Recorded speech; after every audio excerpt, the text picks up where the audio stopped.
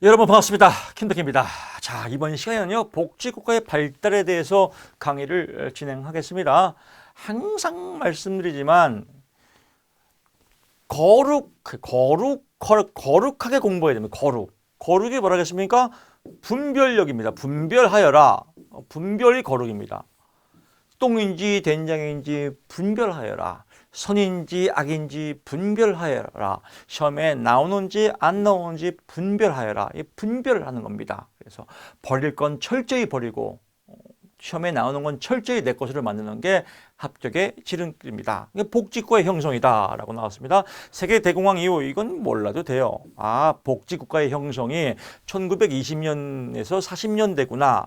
이때는 뭐가 필요했냐? 사회보장법과 배버리지 보고서가 나왔구나. 얘네 둘이가 이제 제일 늦게 나온 거죠. 복지국가에서. 복지국가의 형성 1920년대, 40년대 사회보장법과 배버리지가 탄생하였다라고 한 꼭지 빡 짚고 간답니다. 그럼 다 했어요. 쉽지요. 넘어갑니다. 사회복지의 시장 실패, 이게 시험에 폐축에도 나옵니다. 이건 아주 폐축에도 안 나올 데가 없어요. 그럼 여기서 또 먹고 들어갑니다. 한 문제 먹고 들어가죠. 횟집이죠. 날로 먹을 수 있어요. 시험에 나오는 것만 내 것으로 만들면 날로 먹을 수 있어요. 그럼 다음 중, 여기서도 마찬가지예요. 다음 중 복지국가 형성 이전의 시기는 나오면 얘 둘 나오면 아니겠죠. 얘는 복지국가 형성이니까. 이렇게 맞추고요. 한 문제 맞았어요.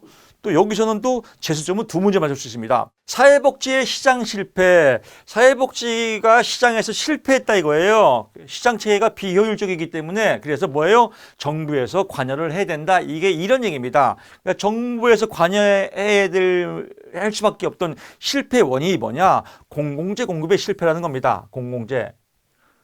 공공재는 무임승차의 문제 등 시장의 공공재를 제대로 제공할 수 없다 이거. 시장이 공공재를 제공할 수 없대. 그래서 정부가 제공해야 된다 이겁니다. 무임승차. 시험 문제는 살짝 바꿉니다. 공공재는 무임승차의 문제 등 시장의 공공재를 제대로 제공할 수 있어 이렇게 나옵니다. 그래서 있어가 아니라 없어. 전형적인 말장난, 숨은 그림 찾기예요. 말장난, 숨은 그림 찾기, 게임의 법칙이에요. 근데 자꾸 공부하려고 하니까 어려운 거예요. 시장이 공공재를 제대로 제공할 수 없다. 있다가 아니라 없다. 그래서 정부에서 제공한다. 공공재라는 말이 나오면 뭐예요? 공공재 공급의 실패다라고 보시면 될 것 같고요. 외부 효과, 이것도 시험에 잘 나옵니다. 외부 효과 때문에 정부에서 관여한다라고 합니다. 예를 들면 과수원이 있어요. 과수원. 우리 시골에 논산에 아주 복숭아 과수원 옛날에 했었는데 아주 그렇습니다. 과수원 집 아들이 했습니다. 제가. 과수원인데 여기다가 누가 벌을 키워요. 벌. 근데 우리 집에서 과수원을 만들었으니까 벌도 더 잘 꿀을 만들겠죠.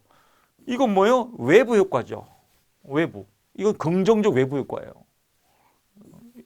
그래서 이 사람은 노력을 안 하더라도 외적인 요인 때문에 더 꿀을 많이 만든다. 이거 외부 효과. 자연 발생력인 거죠. 근데 여기다가 과수원인데 예를 드는 겁니다. 여기가 이제 길이 있단 말이에요. 이렇게 길이 있었는데 과수원을 만들다 보니까 길을 이렇게 막았어요. 이렇게. 그래서 길이 돌아가야 돼요. 예를 들면. 그러면 이 어떤 사람은 이 자연적으로 이 과수원 때문에 돌아가게 된다면 이걸 이제 부정적 외부 효과죠. 그러니까 외적 요인 때문에 정부에서 관여를 해야 된다. 정부에서 길 일로 뚫어. 이렇게. 이런 내용입니다. 불완전한 정부의 비대칭. 정보가 왔다 갔다 하는 거죠. 이건 뭐 상식. 도덕적 해이. 보험 가입자가 위험 발생의 예방 회피를 적게 하는 거예요. 왜? 보험 들었으니까. 그래서 도덕적 해이, 보험, 그래서 뭐 이런 거 나오지 않습니까?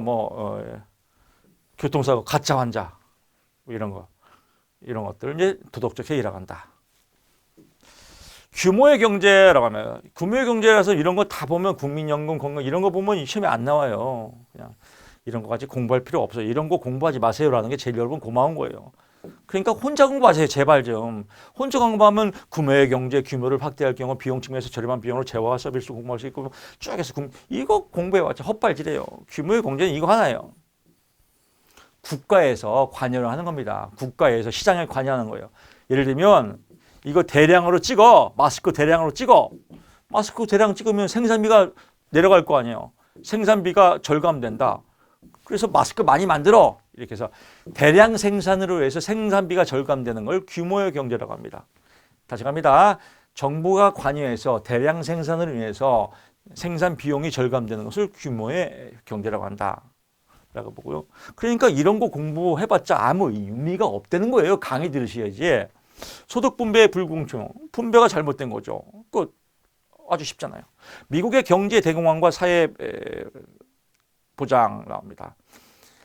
케인즈식 국가의 개입이다. 미국의 경제 대공황은요, 1929년, 1930년, 1930년대에 이제 공황이 아주 본격적으로 시작이 돼서 나오는. 이럴 때 케인즈식의 국가가 개입해서 뭐예요? 뭐 일자리 만들 공공 일자리 있을 때 뭐 운하를 파고 뭐 개천을 이렇게 해서 일자리 만들고 공공 일자리 창출 이런 것들이 국가가 개입하는 겁니다. 케인즈식이다. 사회복지에 대한 연방정부의 책임, 이제 국가가 사회보험을 책임져야겠다. 일자리에 의해서 만약에 강해서 몰입하면 여기에 대한 여러 가지 대책을 마련해 줘야겠다라고 해서 연방정부의 책임 확대, 대공원에서 사회 문제 확산에 대한 법 개정이 법을 만들겠다라고 해서 시작됐다. 미국의 경제 대공황 1929년 시작돼서 뭐 은행들이 뭐 도산하고 대량 실업이 발생하니까 루즈벨트 대통령이 운하를 파고, 운하가 아니라 뭐 공공 일자리를 만들고, 그래서 뭐 강에다가 모래를 파고 그래서 건설을 시작하고 일자리 늘자. 이걸 뭐라고 그래요? 뉴딜 정책이라고 하죠. 그래서 뉴딜 정책이 시작되었다라고 보면 될 것 같습니다. 사회보장법, 이건 외우세요. 1935년도입니다. 사회보장법이 실시한 건 몇 년? 1935년. 그러니까 1929년 30년대에 미국 대공황이 일어나면서 이제 일자리 창출, 뭐 공공 일자리 창출 이런 것들을 시작하면서 이제 제대로 사회 보장을 실시해야겠다라고 해서 1935년에 이제 5년 뒤에 6년 뒤에 이뤄진 거죠. 그래서 사회보장법 1935년 미국의 뉴딜 정책에서 이제 이런 것들이 시작됐다라고 하고요. 세 가지가 있습니다. 사회보험 프로그램이 있고 공공부조가 있고요. 보건복지 서비스가 있다라고 하는데요. 사회보험 프로그램, 그래서 노령연금이다. 연방 운영은 우리나라 말하면 뭐 연방 중앙정부죠. 실업보험, 연방재정지원, 주정부는 지방정부라고 하죠. 고령연금, 실업보험, 공공부조, 노령부조, 뭐 요보, 맹인부조, 요보, 아동부조 이런 것들이 있다. 보건복지부 서비스 프로그램 뭐 이런 것들이 있다라고 해서 이런 것들 다 외울 필요 없어요. 그냥 그런 거보다라고 하는 거고요. 사회보험 프로그램, 공공부조 프로그램, 보건 및 복지 서비스 프로그램 이 세 가지가 있구나. 사회보장법 안에 1935년이나 여기까지만 보시면 될 것 같습니다. 영국의 베버리지 보고서라고 합니다. 베버리지 보고서의 핵심 이념은 뭐예요? 모두 다 주는 거, 그래서 동일 급여를 제공하고 모든 시민을 포함한다. 보편주의다. 국민 최저, 그래서 사회보험의 급여가 기본적 욕구만을 충족. 사회보험의 급여가 기본적 욕구만을 충족하는 최저의 수준이다. 이게 베버리지야. 베버리지 보고서는 뭐예요? 보편주의, 국민 최저다. 욕구뿐만 아니라 뭐 국민의 개인, 가족 간의 책임, 뭐 시민의 뭐 이런 것들까지도 포함한다라고 하면 이제 삑살이죠. 그래서 욕구만을 충족하고 그 이상 개인, 가족의 책임, 국민 최저의 원칙을 통한 시민의 자존을 유지하도록 한다.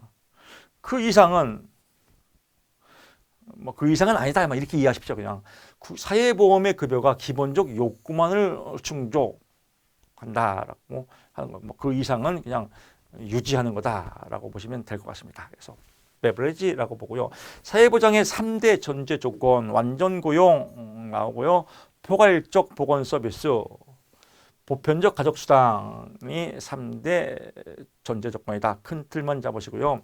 운영의 6대 기본 원칙이 나옵니다. 6대 기본 원칙 아주 외울 거 많죠. 외울 거 많고 나올 거 같죠. 시험에 안 나옵니다. 버리세요. 화끈하게 버리시고 얘는 이런 게 있구나 넘어가면 된다라고 보면 쉽잖아요. 베버리지 보고서의 영향이다.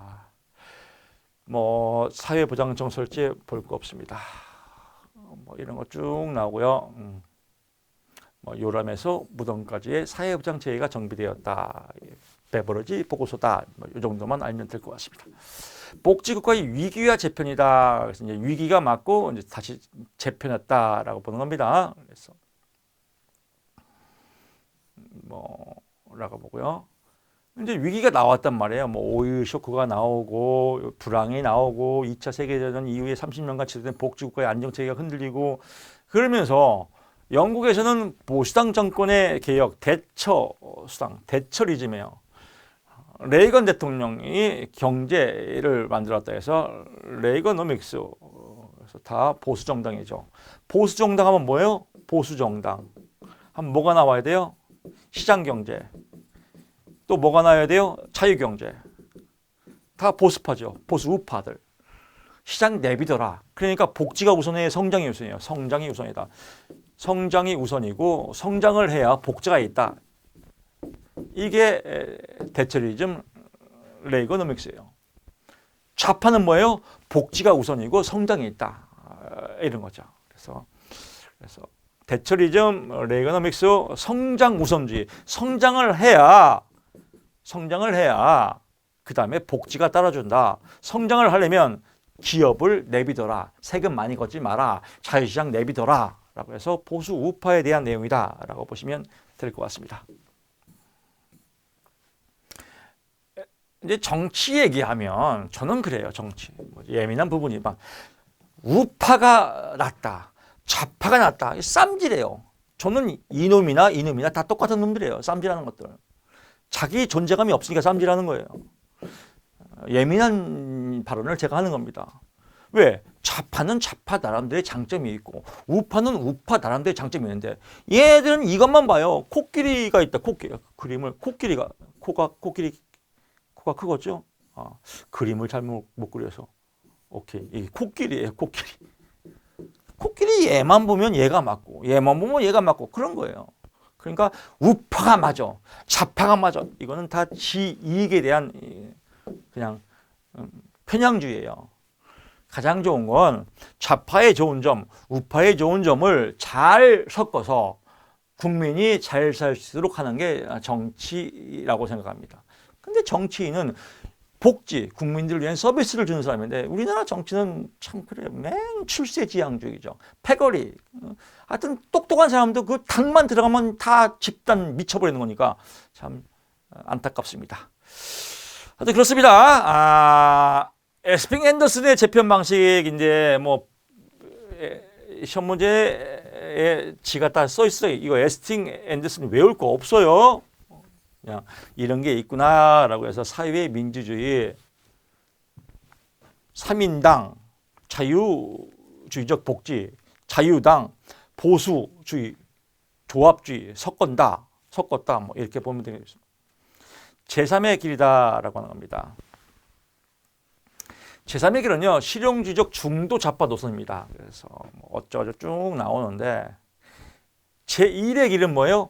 고복지, 복지도 높고 부담도 높고 돈 나가니까 효율은 작고 제2의 길은 고효율, 저부담, 불평등으로 정리되는 신자유적 시장경제다. 제3의 길은 뭐예요? 개혁 방향이다. 그래서 근로와 복지, 이제 복지만 주는 게 아니라 근로 일을 하자. 그래서 근로복지라고 하자. 근로복지 공단, 근로와 복지의 연계, 사회복지 공급 주체의 다원화, 여러 공급 주체 다원화되어 있다. 권리와 의미의 조화, 당연히 권리가 우선이냐 의미가 특히 조화해야죠. 사회투자 국가, 그래서 좋은 거 섞은 거, 이걸 제3의 길이라고 한다. 저는 제3의 길을 좋아합니다. 그래서 근로, 복지, 근로도 하고 복지도 있고 서로 다원화해서 서로 잘 살자 이런 겁니다. 제3의 길이라고 합니다. 사회투자국가, 사회가 투자하는 겁니다. 새로운 사회적 위험, 사회적 사람 이런 건 상식이에요. 뭐 맞벌이 부부 증가, 저출산 뭐 이런 것들 뭐 다 새로운 사회적 위험이겠죠. 뭐 이런 것들. 사회복지 정책의 분석 들어갑니다. 이것도 시험에 잘 나옵니다. 아주 쉬워요. 이런 것들이 어렵게 느껴지는 이유는 딱 하나예요. 영어 나오거든요. 영어치가 써 있습니다. 이거 외우지 마세요. 3P라고 하죠. 과정 분석. 과정을 분석하는 거예요. 쉽잖아요. 이게 형성 과정이다. 과정은 형성해 가는 거죠. 그래서 형성이란 말이 나오면 과정 분석이다. 끝. 산치는 뭐예요? 나오는 거죠. 나오는 거. 그 내용 분석. 뭐 얼마나 기계를 떡 공장에서 여기다가 뭘 이게 떡 반죽을 넣었단 말이에요. 떡을 만드는 과정. 이건 뭐야? 과정 분석이죠. 근데 떡을 넣었더니 뭐가 나왔냐 이거예요. 뭐가 어떤 덩어리가 나왔냐 이거예요. 어떻게 나왔냐? 떡이 내용 분석. 그 떡이 얼마큼 잘 팔렸냐? 결과, 성과 분석. 그래서 정책이 왜 어떻게 만들어졌는가라고 하는 것은 어떻게 만들어지는 과정 분석이고요. 프로그램이 어떻게 잘 수행되었는가, 어떻게 잘 끝났는가, 이건 성과 분석이다. 이게 시험 문제입니다. 형성이란 말이 나오면 과정 분석이라고 나오고요. 길퍼트와 스펙트의 산출 분석기의 개발 틀 4가지 할당, 급여, 전달, 재원. 이게 시험에 잘 나옵니다. 이건 폐축에도 나오니까 외우십시오. 그래서 할당, 급여, 전달 체계는 밑에서 설명하는 게 더 쉽습니다. 4개. 다음 중 길퍼트와 스펙트의 4가지 선택 차원이 아닌 것은 할당 체계, 급여 체계, 전달 체계, 재정 체계, 떡볶이 체계 하면 떡볶이 체계가 아니겠죠. 할당 체계는 뭐예요? 누가 급여를 받고 받을 자격이 있는가의 기준에 관한 것. 할당, 어떻게 할당하느냐. 급여의 대상이죠. 급여의 체계, 급여 종류입니다. 할당되는 사회적 급여의 형태를 어떤 것들을 하냐. 전달 체계, 전달 방법이죠. 어떻게 전달하냐. 재정 체계, 재원 체계, 재정, 재원, 자원 확보, 막 같은 재원 확보, 자원 확보 다 같은 말입니다. 급여에 필요한 재정을 확보하는데 어떻게 돈을 확보하냐. 그래서 요 4가지가 정책의 기본 틀이다. 이게 시험에 폐축에도 나온다. 할당, 급여, 전달, 재정. 꼭 집어 여러분 곳으로 만드시기 바랍니다. 사회복지 정책의 할당 체계, 보편주의 똑같죠. 보편주의 다 주는 거, 선별주의 골라주는 거, 끝. 대상자 선정 기소, 지속적, 수직적, 어쩌고 기여했냐 안 했냐, 등급 분류하는 거, 자산조사, 재산조사했냐 안 했냐, 끝. 현물급여, 현금급여. 현물급여 뭐요? 물건으로 주는 거. 현금급여, 돈으로 주는 거. 현찰이 최고야. 현물급여는 물건으로 준다. 쌀로 준다. 이렇게 이해하시면 됩니다. 복지를. 규모의 경제를 일시고 수입 단가를 낮춰서. 왜? 대량으로 공급하니까, 만드니까 싸게 제공할 수 있다라고 보고요. 단점은 뭐예요? 나 쌀 많어. 근데 또 줘 쌀을. 그래서 선택권이 제약되어 있다라고 보면 될 것 같습니다. 근데 쌀 받았냐 안 받았냐? 너 쌀 다 나왔어? 다 나왔거든. 오케이. 그래서 정책의 목표 효율성을 자, 이번에 쌀 100가마야. 자, 100집 나눠줘. 다 나눴습니다. 목표 달성. 그래서 정책의 목표 효율성이 높다. 현물 급여다라고 보면 될 것 같습니다. 즉 받았나 안 받았나 확인하기 좋다 이거예요. 현금 급여다라고 합니다. 현찰이 최고야. 그래서 가장 좋아한다. 화폐 형태. 그래서 받는 사람이 제일 좋아한다. 언제나 편리하게 사용할 수 있다. 원래 목적 아닌 단위 용도로. 그래서 돈 주면 그걸로 술 먹는다라고 하면 잘못된 거죠. 증서, 바우처죠. 그래서 증서, 측본, 뭐 티켓을 주는 거죠. 식료품권 이런 것들 주는 거다. 그래서 사회 서비스는 거죠. 뭐 돌봄 서비스, 교육 서비스, 뭐 취업 특강 이런 것들 사회 서비스 주는 거다라고 보고요. 기회 권력 있다. 기회 주는 겁니다. 권력 있는 거죠. 끝. 사회복지 정책의 재정 체계, 재원에 관여하면 재원 돈입니다. 끝. 공공재원 나라에서 돈 마련한 겁니다. 조세가 있고 사업, 사회보험료, 사회보장보험료는 뭐예요? 국민연금, 의료보험 이런 것들이 있다. 다 했습니다. 여기서 정리하면 사회복지 정책의 4가지 분석, 이거 시험에 잘 나온다 했습니까? 할당, 급여, 재정, 전달이다. 할당은 대상, 급여는 뭐 급여의 종류라고 보고요. 조세의 누진성과 역진성이 있다. 이것도 시험에 잘 나옵니다. 그러니까 여기서 기본 내용들 다 볼 거 없이 표를 보는 게 아주 쉽습니다. 누진성은 뭐냐면요. 소득세. 즉 돈을 많이 벌면 소득세 띄지 않습니까? 소득세. 돈 벌 만큼 만약에 연봉 1억이다. 그럼 연봉 1억인 사람 소득세 많이 띄죠. 너무 많이 벌었으니까 많이 띄어. 이걸 이제 누진성이라고 해요. 누진성. 부자들한테 세금 많이 걷는 거. 역진성은 반대죠. 경제적 능력이 클수록 세율이 오히려 낮아져요. 세율. 가장 대표적인 게 이제 의료보험이죠. 국민형 의료보험. 의료보험은 예를 들면 소득이 1억 되더라도 1억에서 2억 구간은 세율이 적죠. 만약에 뭐 2천에서 3천이면 세율이 10%다. 근데 1억에서 2억 구간은 세율이 3%다. 왜? 그만큼 큰 덩어리니까 조금만 내라. 그래서 이렇게 세율이 낮아지는 건 역진성이라고 그래요. 부가가치세 마찬가지예요. 부가가치세. 세금을 장사가 많이 할수록 그만큼 많이 뛰는 게 아니라 많이 팔수록 이제 세율이 낮아지는 겁니다. 그래서 2억 판 사람은 그만큼 세율이 낮아져 갖고 왜 금액이 클수록 세금 다 떼면 장사 말아먹잖아요. 이런 것들. 상식이죠. 그러니까 못 사는 사람한테는 뭐가 유리해요? 누진성이 유리하죠. 부자들한테 걷어갖고 못 사는 사람 나눠줘라. 누진성이죠. 역진성은 부자들이 좋아하죠. 내가 본 만큼 내가 뭘 많이 내 조금만 걷어가 이런 거죠. 그래서 조세는 누진적이다. 조세. 세금 걷는 거예요. 너 세금 내. 너 많이 벌었잖아. 가장 대표적인 게 뭐예요? 소득세죠. 소득세. 너 많이 벌었네. 세금 많이 뗄게. 너 20% 내. 누진적. 너 아파트 팔았어? 야 많이 올랐잖아. 너 내. 양도세 한 70% 내. 누진적. 사회보험료는 역진적이다. 나 연봉 1억인데 아 세율이 너무 높아. 그러면 내가 연봉 1억인데 의료보험 한 달에 막 돈 1,000만 원 뛸 거요? 나 이거 너무 억울하잖아. 아 그러니까 많이 벌수록 구간을 세율을 낮아주는 거야. 아 1,000만 원 너무 많으니까 한 200, 300만 내세요. 라고 하는 거. 사회보험료는 역진적이다. 이게 시험 문제입니다. 시험에 꼭 나와요. 말장난이에요. 사회보험료는 누진적이다 이렇게 나오죠. 웃기지 마라. 사회보험료는 누진적이 아니라 역진적이다. 마찬가지죠. 조세는 역진적이다. 웃기지 마라. 누진적이다. 이게 시험 나와요. 소득 상한선이 없다. 그렇죠. 많이 벌수록 뛴다. 상한선이 있어 고소성이 유리하다. 뭐 이런 거죠. 상식이죠. 사회보험료 하면 뭐예요? 건강보험료. 건강보험료. 조세, 소득세 이렇게 하면 다 정리가 될 것 같습니다.